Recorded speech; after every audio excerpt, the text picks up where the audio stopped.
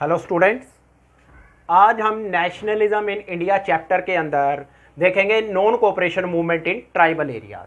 अब तक हम नॉन कोऑपरेशन मूवमेंट के बारे में पढ़ते रहे हैं। तो हमने इससे पहले देखा नॉन कोऑपरेशन मूवमेंट जो है रूरल एरियाज में फैला, उससे पहले नॉन कोऑपरेशन मूवमेंट टाउन्स के अंदर फैला।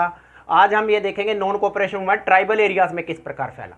ट्राइबल एरियाज होते हैं कबीलाई क्षेत्र, कबीलाई क्षेत्र आदिवासी लोग जिनका जो लाइवलीहुड है वो सब उनका फॉरेस्ट पे डिपेंड करता है।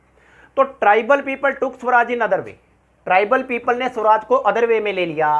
जैसे हमने देखा था पेजेंट्स ने स्वराज का मीनिंग अलग वे में ले लिया था, इसी प्रकार ट्राइबल पीपल ने स्वराज को अदर वे में लिया। तो इसमें in Gudem hills of Andhra Pradesh militant guerrilla movement spread in 1920। Andhra Pradesh की गुडैम हिल्स में मिलिटेंट गोरिल्ला मूवमेंट फैला 1920 के अंदर। गोरिल्ला मूवमेंट जो होता है, गोरिल्ला वॉर एक प्रकार की वॉर स्ट्रेटजी होती है जो हमारे मराठा लोग या महाराणा प्रताप वगैरह वो सभी इसी स्ट्रेटजी को अपनाते थे। गोरिल्ला मूवमेंट में क्या होता है भाई, जंगलों के अंदर जैसे ये लड़ाई होती है तो जब दूसरी अपोनेंट के लोग ज़्यादा हों और हम इस पार्ट दूसरे लोग कम हों तो वो जो छुप के बैठ जाते हैं, और छुप के बैठने के कारण जैसे ही क्या होता है, जैसे ही वो अपोनेंट आते हैं वो उनके ऊपर अटैक करके और फिर वापस भाग जाते हैं। That was called gorilla strategy. Gorilla movement फैला गुडैम हिल्स के अंदर 1920 के अंदर। इसमें colonial government prevented tribal people entering the forest. जो कॉलोनियल गवर्नमेंट थी उन्होंने क्या करा था, ट्राइबल पीपल को फॉरेस्ट में एंटर करने से रोक दिया था। अब ट्राइबल पीपल का जो लाइवलीहुड है वो सब कुछ तो चलता है इनका फॉरेस्ट के ऊपर, चाहे वो कैटल ग्रेजिंग हो या अदर जो इन्होंने लाइवलीहुड वगैरह जो उन्होंने पेड़ वगैरह काट के उसको बेच के जो ये अपना गुजारा चलाते थे। लेकिन ब्रिटिश गवर्नमेंट ने क्या करा, उनको फॉरेस्ट में जाने से ही रोक दिया। अब फॉरेस्ट में जाने से रोक दिया, फॉरेस्ट तो उनका घर था, अब उनके घर में जाने से रोक दिया तो उनके अंदर गुस्सा आना ही था इसके लिए। So tribal people thought their traditional rights being denied. अब ट्राइबल पीपल का तो ये परंपरा चलती आ रही थी 100 200 400 कितने सालों से ये परंपरा चलती आ रही थी, वो जंगलों में ही रहते थे। अब जब ब्रिटिश गवर्नमेंट ने उनको रोक दिया तो उनको लगा कि जो उनके ट्रेडिशनल राइट्स हैं उनको डिनाई कर दिया गया है, उनको उनके अधिकारों से वंचित कर दिया गया है। सो इस कारण उनके अंदर ब्रिटिश के प्रति एग्रेशन हुआ, और एग्रेशन होने के कारण उन्होंने जो गोरिल्ला मूवमेंट है वो फैलाया। They were forced to work in other activities. अब जब ट्राइबल पीपल को फॉरेस्ट में जाने से रोक दिया, उनके पास कोई काम नहीं रहा, अब उन पे दबाव बनाया कि वो अदर एक्टिविटीज में पार्टिसिपेट करें।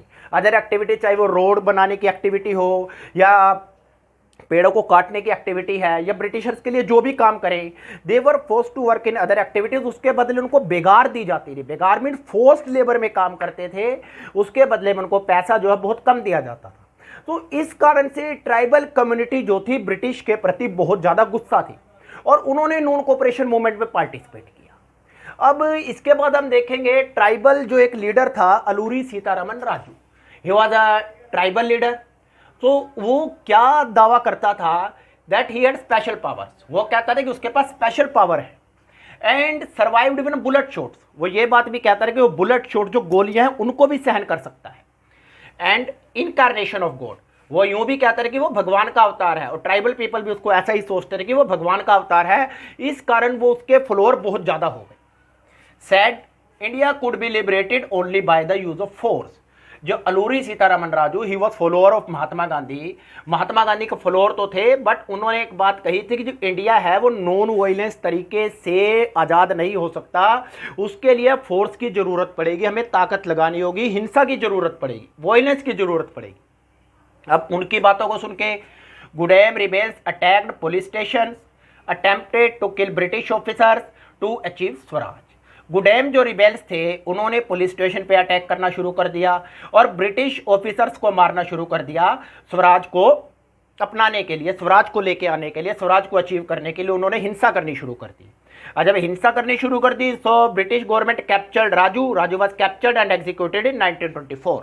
इस अलूरी सीतारमन राजू को ब्रिटिश गवर्नमेंट ने कैप्चर कर लिया, अरेस्ट कर लिया, और 1924 में इसको फांसी दे दी गई। इसके बाद अब हम देखेंगे जो हमने ट्राइबल एरियाज के बाद जो नॉन कोऑपरेशन मूवमेंट है वो प्लांटेशन एरियाज के अंदर कैसे फैला। अब हम देखते हैं स्वराज इन प्लांटेशंस।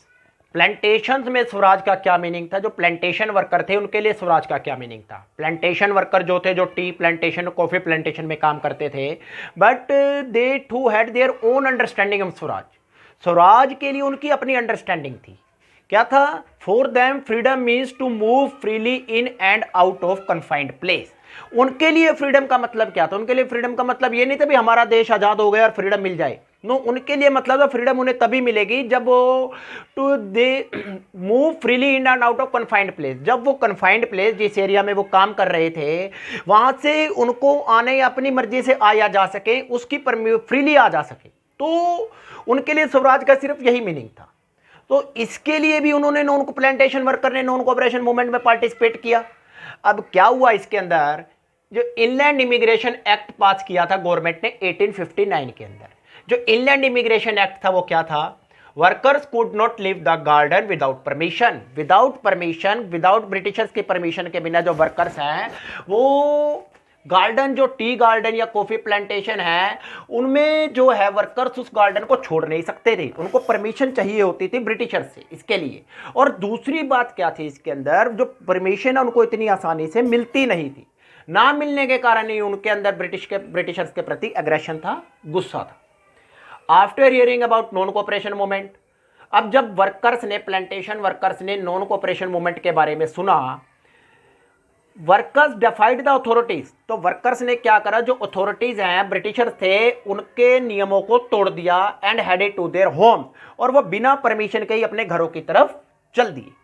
तो इस कारण से उनको लगा भी नॉन कोऑपरेशन मूवमेंट जब स्टार्ट हो गया है पूरे, इसके अंदर अब स्वराज आ जाएगा, और हमारे लिए स्वराज का मीनिंग अभी हमें परमिशन मिल जाए, हम फ्रीली मूव कर सकें। तो इस कारण से उन्होंने क्या किया, अथॉरिटीज की बात नहीं मानी और अपने घरों की तरफ विदाउट परमिशन चल दिए। बट एक प्रॉब्लम उनके साथ हो गई। अब प्रॉब्लम क्या हो गई? But they were stranded in the way by railway strike. परंतु रास्ते में रोक दिए गए, रुक गए, मतलब रुकावट आ गई उनके रास्ते में रेलवे स्ट्राइक के कारण। क्योंकि जब नॉन कोऑपरेशन मूवमेंट चल रहा था तो जो गवर्नमेंट एम्प्लॉइज थे वो स्ट्राइक पे सारे चले गए थे, उन्होंने गवर्नमेंट जॉब्स को छोड़ दिया था। अब रेलवे की स्ट्राइक थी, हर जगह तो स्ट्राइक थी। अब ट्रेन के थ्रू उन्होंने घर जाना, तो रेलवे की स्ट्राइक थी, तो रास्ते में वो फंस गए, जा नहीं सके।